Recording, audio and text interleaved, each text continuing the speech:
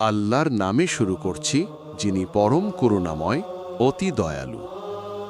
প্রত্যেক জীবিত প্রাণ একদিন মৃত্যুর স্বাদ গ্রহণ করবে।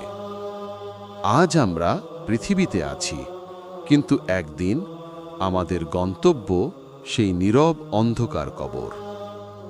আল্লাহ তাআলা বলেন, মিনহা খালাকনাকুম ওয়া ফিহা নুঈদুকুম ওয়া মিনহা নুখরিজুকুম তারাতান উখরা।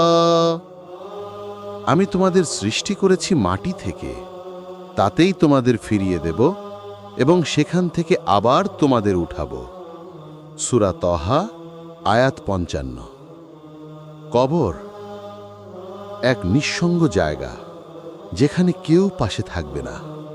শুধু থাকবে আমাদের আমল, নামাজ, দান, সৎকাজ আর চোখের অশ্রু।